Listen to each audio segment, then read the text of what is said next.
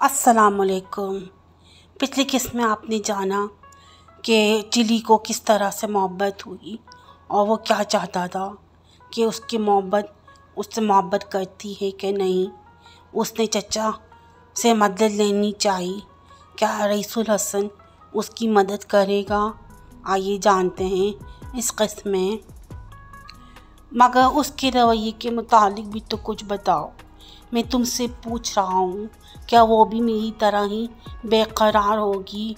चिले ये एकतरफा मोहब्बत मालूम होती है। चचा ने घूर कर बोला, एकतरफा का क्या मतलब? यानी तुम यकीन के साथ नहीं कह सकते कि वो भी तुमसे इश्क करने का इरादा रखती है या नहीं? हाँ, ये मुझे नहीं मालूम। तब तो तुम चाहती से प्यार करो। तुम्हारे प्यारे चिले, वो तुम्हारा पैगाम इस तक ज़रूर पहुंचा देगा। Good night. अरे सुनो तो सही चाचा, खुदा के लिए 2 मिनट बैठ जाओ। क्या करूँगा बैठकर? रईस गुस्सीले लहजे में कहा, मैंने तुमसे जितनी मोहब्बत की थी, मुफ्त में मेहनत की थी, वो मुफ्त में बर्बाद हुई। तुम इस काबिल हो कि तुम्हें गोली मार दी जाए। मैंने कहा, क्या किया? एक बड़ी हिमाकत तुमसे सरजर्द हुई है कि वो ये तुमने अपनी तरफ मुतवज्जा किए बगैर इसे इश्क कर डाला और अब मुझसे पूछते हो कि वो तुम्हारे लिए तड़प रही होगी। फिर मैं क्या करता? क्या वो कभी तुमसे गुफ्तगू करती है? हाँ, कभी कभी मिजाज पुरसी करती है। इसमें कोई दूसरा आदमी तो नहीं दिलचस्पी ले रहा। ये मैं क्या जानूँ? अभी चिले, कभी तेरे बाप को भी तो इश्क की तौफीक हुई होगी।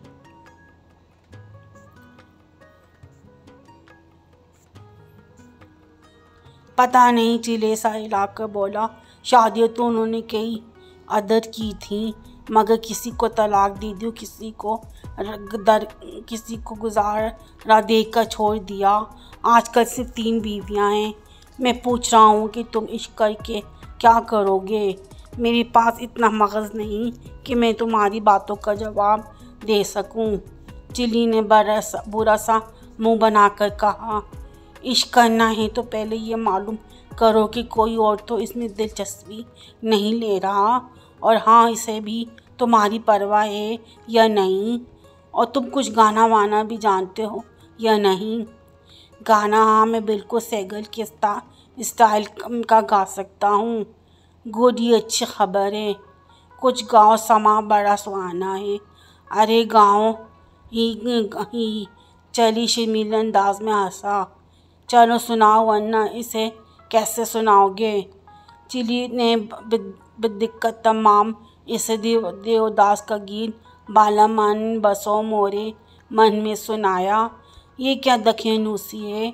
चचा ने कहा, कुछ जदीद चीज़ें याद करो। चचा की तजवीज़। चिली ऊँघने लगा। अब इसे नींद आने लगी थी, इसलिए वो चाहता था कि अब चचा उठकर चला जाए।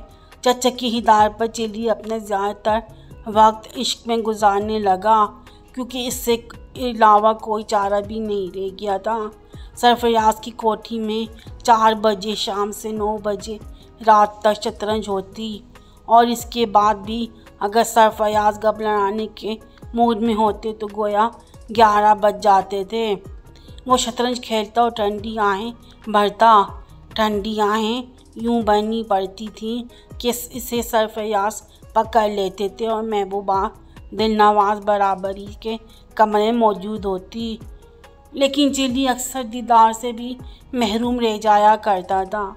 मगर बहरहाल मुलाकात जो तकरीब हाथ में आई थी, वो यही बेचारी शतरंजी थी। सरफराज लिपट लगने लगे वाले खिलाड़ियों में से थे, इसलिए शतरंज के मुकाबले में लोग इनसे दूर भागते थे। चिली में इन्हें यही एक बहुत बड़ी सिफ्त का नज़र आई थी कि वो उनकी दानस में जमकर खेलने वालों में से था।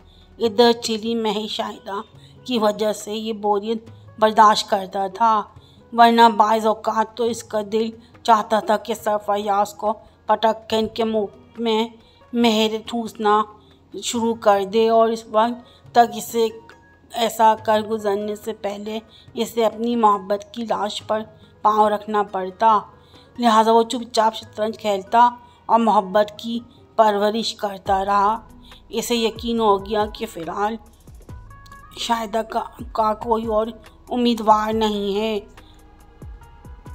अब अपने अलावा इसने अभी और किसी नौजवान को सरफयाज की कोठी में नहीं देखा था, लेकिन इसकी वजह ये भी थी कि इसको बार मालूम हुई शाहिदा नाक में मक्खी नहीं बैठने देती थी और अगर कोई शामत की मार मक्खी बैठ भी जाती थी तो इसे बेहद पछताना पड़ता था। गालिबन इसे शाम नाक पर बैठी हुई मक्खी उड़ाने के सिलसिले में एक लाजवाब किस्म के सैंडल की रसाई प्रिंस चिली की नाक तक हो गई थी। वो बरामदे में से गुजर रहा था कि अचानक एक चमचाता हुआ सैंडल इसकी नाक पर पड़ा और साथ ही इसने शाहिदा की चीख सुनी। गालिबन वो किसी नौकर पर गरज बरस रही थी। नौकर बेतहाशा दौड़ता हुआ कमरे से निकला और चिल्ली के करीब से निकल गया, जो नाक दबाए खड़ा था। लिहाजा दूसरी सैंडल ने भी इस इज़्ज़त अफजाई पर इक्तफा किया। ये सैंडल बाएं कनपट्टी पर पड़ा था। अगर इस कनपट्टी पर कोई नाक होती तो इसमें नक्सी फूटने के अंदरनाक तजर्बे से दो चार होना पड़ता। चिली नाक दबाए खड़ा रहा और खून की बूंदें फर्श पर टपकती रहीं। शाहिदा ने ये सिचुएशन देखी तो अपने कमरे का दरवाज़ा ही बंद कर लिया। चिली समझा कि वो चपट कर इसकी तरफ आएगी, कुछ देर सर से लाएगी। हो सकता है ज़ख्मी नाक पकड़ कर खुद ही धोने बैठ जाए और फिर मगर चिली के ख्वाब बंद हो जाने वाले दरवाजे से टकराकर चकनाचूर हो गए। इसका दिल चाहा कि डाले मार मार कर रोए या फिर गाना शुरू कर दे। मेरा नाम अब्दुल रहमान पिस्ते वाला हूँ, मैं पठान, लेकिन इसके अलग से आवाज़ ही न निकल सकी। फयाज भी आज घर पर नहीं थे, इसलिए इसे बेनील व मराम वापस आना पड़ा। चाचा ने ये कहानी सुनी तो दिल खोल कर हंसा भी और खफा भी हुआ और चिली का दिल चाहा कि इसे वक्त पागल हो जाए। इसे चाचा की बदौलत से शाहिदा से इश्क हुआ तो यही नाहिजाज अब इस तरह हंस रहा था। क्या मतलब है तुम्हारा? इसने बिगड़ कर कहा। मैं ज़िंदा रहूं या ना रहूं, मैं तुम्हें ज़िंदा रहने का गुर सिखा रहा हूँ। अभी सीख लो वरना चचा की मौत के बाद पछताओगे। चिली कुछ ना बोला, अपनी नाक से लाने लगा था। अब मेरा ये मशवरा है कि कुछ दिन सफ़याज से न मिलो, बल्कि किसी तरह ये खबर कोठी तक पहुंचा दो कि तुम्हारी नाक में जहर बाद हो गया है। इससे क्या होगा, इसके दिल में तुम्हारी मोहब्बत अंगड़ाइयाँ लेने लगेगी। वो सोचेगी कि इसकी वजह से तुम्हारी नाक सड़ने की नौबत आई है। क्या तुम सच कह रहे हो चचा? चिली ने गिलो कर आवाज़ में पूछा। कहता हूँ सच कि झूठ की आदत नहीं मुझे। चिली एक हफ्ते तक सफ़याज से नहीं मिला। ज़ुबैर ने इसे बताया कि नाक के ज़हराबाद बात की कहानी सफ़याज तक पहुँच गई। ज़ाहिर है कि कहानी ज़ुबैर की ज़ुबानी इन तक पहुँची होगी। चुनाचे इस दौरान में चिली जब भी निकलता इसकी नाक पर पट्टी ज़रूर मौजूद होती। ये बात इसने भी हज़म कर ली थी कि इस कहानी से शाहिदा का दिल भी हमदर्दी का जज्बा पैदा हो सकता है। फिर एक दिन शहर में शाहिदा सहमोद बहर हो गई।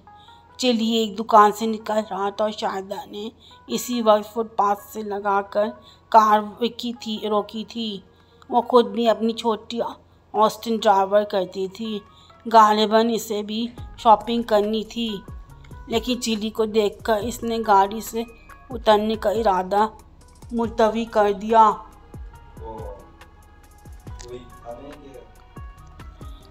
चिली इसे देखकर बौखला गया। उसके दोनों हाथ बेतहाशा नाक पर जमकर रह गए। ऐसा मालूम होता था कि वो जैसे दम की अदम मौजूदगी में नाक ही दबाकर भाग निकलेगा। शाहिदा ने इसे अपनी तरफ आने का इशारा किया और इसकी बदहवासी बढ़ गई और इसकी समझ में नहीं आ रहा था कि वो इसकी तरफ जाए या जहाँ संगे समाए सरपट दौड़ जाए। आहेकार सिंह ही समा और वो एक तरफ भाग निकला, सड़क से गली में मुड़ गया और फिर दूसरी तरफ की सड़क की तरफ निकला ही ताकि बिजली के खंभे से टकराकर सचमुच नाक पर आफत मोल ली। बिजली के खंभे से टकराने की वजह भी शाहिदा बनी थी। शायद इसी ने अंदाज़ा कर लिया था कि वो गली में घुस के इसी सड़क पर आएगा। लिहाजा इसकी गाड़ी भी वहाँ पहुँच गई। अब चिली दोनों हाथों से नाक दबाए हुए फुटपाथ पर बैठ गया। शाहिदा कार रोककर नीचे आई और चिली का बाजू पकड़कर बोली, प्रिंस उठो, तुम भागी क्यों हो? ओए ओए, मैं तुम्हारी नाक से खून बहने लगा है। अरे इसमें तो स्पैटक हो गया था। उठो, मैं तुम्हें अस्पताल ले चलूँ। चिली का सारे जिस्म पर लर्जा तारी हो गया। आज पहली बार ज़िंदगी में किसी गैर औरत ने जिस्म को हाथ लगाया था। वो उठा तो मगर चलते वक्त इस तरह लड़खड़ा रहा था जैसे अपनी बसात से ज़्यादा पी गया हो। इसने इसे अगली सीट पर बिठाया और अपनी रुमाल पेश करती हुई बोली, लो ये रुमाल लो। शायद तुम्हारा रुमाल नाकाफ़ी हो, खून बहुत निकला है। जहन्नुम में गया खून, चिली ने सोचा, मगर अब मैं अपनी सांसों पर कैसे काबू पाऊँ और इस धड़कन का क्या होगा जिसने दिल को हवाई जहाज़ बनाकर रखा है। कहाँ चल पड़ी हो? शाहिदा ने चिली से पूछा। तो भागे क्यों थे प्रिंस? कि कुछ नहीं, कोई बात नहीं, वहाँ तो बोला। मुझे इस दिन के वाक़े पर अफसोस है, बस गलती से ये वाक़या हो गया था। चिली ने नाक पर बंधी हुई पट्टी टटोलकर इत्मीनान की सांस ली, मगर वो इस इत्मीनान की सांस समझने पर तैयार नहीं था, क्योंकि शाहिदा तो इस अस्पताल ले जा रही थी। वहाँ यकीनी तौर पर पट्टी खोलकर डाल दी जाती भी क्या होता। चिल्ली के दिल धड़कने और तेज़ हो गई। पट्टी खुलने पर जहरबाद वाली कहानी का क्या हशर होता। इसने बहुत कोशिशें की कि किस तरह से अस्पताल तक ना पहुंच पाए, लेकिन अल्फाज ज़हन से हलक में उतरते और वहीं दम तोड़ देते। ज़ुबान तक पहुंचने की नौबत ही नहीं आती। बहरहाल अस्पताल तक पहुंची गया। अभी यहाँ तो किसी किस्म के अज़र की गुंजाइश ही नहीं रह गई थी, मगर इस वक्त शेख चिली बेहद खुश हुआ और दिल में सजदे शुक्र बजर आया जब डॉक्टर इसे ऑपरेशन थिएटर की तरफ ले चला और शाहिदा चलने पर मुज़र नहीं हुई। डॉक्टर ने इसकी पट्टी के मुताल्लिक़ इस्तफसार किया और चिली ने ये कहकर इसे मुतमईन करने की कोशिश की कि खून बंद करने के लिए जल्दी में बांध दी गई थी, मगर इन मोहतरम ने तो कहा था कि स्पटक हो गया है और इसी हालत में दोबारा नाक की चोट लग गई थी। डॉक्टर ने कहा। चिली बुकला गया, लेकिन हाथ पैर तो मान नहीं थे, वरना बेड़ा शाहिदा वहीं कर हो जाता। उसने कहा कि अब आपके सुनने पर फ़र्क आया होगा। उन्होंने अंदेशा जाहिर किया था कि कहीं स्पटक ना हो जाए। अरे नहीं, स्पटक का अंदेशा नहीं है, डॉक्टर ने मुस्कुराकर कहा था और चिली मुतमईन हो गया था। मगर फिर एक दुश्वारी आ पड़ी। भला खून बंद हो जाने की सूरत में डॉक्टर को क्या पड़ी थी कि नाक पर दोबारा पट्टी बांधता।